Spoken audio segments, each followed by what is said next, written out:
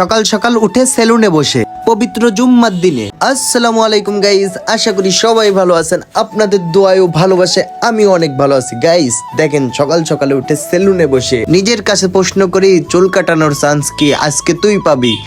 আর guys দেখতে দেখতেই আমার চুল কাটার সময় হয়ে গেছে। চুল কাটাই আর একটা কথা ভাবি, একটা সময় ছিল অনেক ছোট ছিলাম, বাবা এসে দাঁড়িয়ে থাকতো, দাদা এসে দাঁড়িয়ে থাকতো, আর আমি অনেক কান্না করতাম। তাদের মুখেই শোনা অনেক কান্না করতাম, নাকি তারা নাকি আমাদের অনেক কিছু কিনে দিয়ে বসায় রেখে অনেক কষ্ট করে চুল কাটায় তারপরে বাড়িতে যাইতো। গাইস দিনগুলো অনেক মিস করি, কারণ হয়তো বা তেমন মনে নেই, কিন্তু তাদের মুখেই যেহেতু শোনা।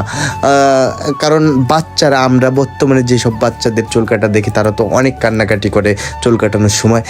আর এটা দেখলেই বোঝা যায় যে হয়তো আমাদের সময়ও তারা এর থেকে অনেক বেশি কষ্ট করছিল। এই জন্য একটা কথা বলি, পৃথিবীতে সব থেকে বেশি বাবা মাকে ভালোবাসবেন এবং তাদের কথা মতো চলার চেষ্টা করবেন। যদি দাদা দাদি বেঁচে থাকে তাদেরকেও অনেক ভালোবাসবেন, অনেক অনেক যত্ন করে রাখবেন। আর আমার দাদা অনেক অসুস্থ, সবাই আমার দাদার জন্য একটু দোয়া করবেন, সেজন্য খুব তাড়াতাড়ি সুস্থ হয়ে ওঠে। আর গাইজ দেখতে দেখতেই আমার চুল কাটানো শেষ।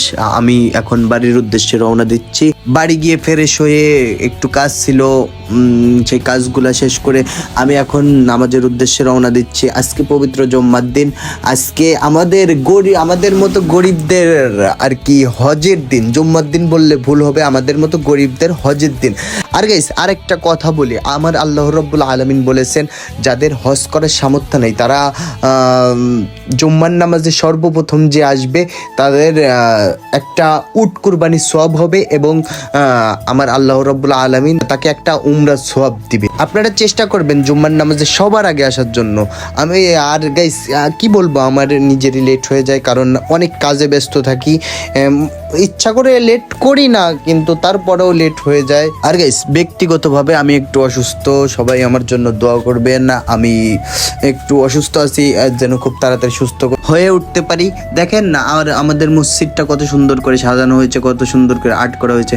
ইনশাল্লাহ এই রমজান মাসে আমাদের মসজিদটা প্রায় ফুল ভরে যায়, অনেক অনেক মানুষ হয়। আলহামদুলিল্লাহ আলহামদুলিল্লাহ আলহামদুলিল্লাহ। দেখেন কত মানুষ, প্রায় শতাধিক মানুষ। আলহামদুলিল্লাহ জুম্মার নামাজটা শেষ করে আমি বাইরে বেড়াচ্ছি। এখন আমাকে দোকানে যেতে হবে, দোকান খুলতে হবে।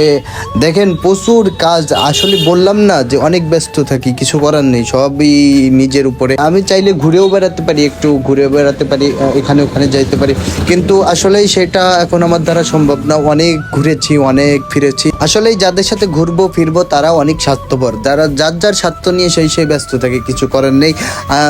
এটাই প্রকৃতির নিয়ম কিংবা দুনিয়ার নিয়ম, কোনো সমস্যা নেই, যার যার মতো সেই চলবেন। দোয়া করি সবাই ভালো থাকুক, সুস্থ থাকুক। আর গাইস দেখতে দেখতে দোকান চলে এসেছি। এখন দোকান খুলে একটু দোকানদারি করে তারপরে আবারও মাঠে যেতে হবে, কারণ আজকে আবার ক্ষীরা তুলতে হবে। কারণ একদিন পর পর ক্ষীরা না তুললে ওই ক্ষীরাগুলো বুড়া হয়ে নষ্ট হয়ে যায়। কিছু করার নেই, কাজ করতেই হবে, কষ্ট করতেই হবে, কারণ নিজের কাজ নিজেই সবসময় করতে হয়, এটাই বাস্তব কথা। সবাই ভালো থাকবেন, সুস্থ থাকবেন, টাটা।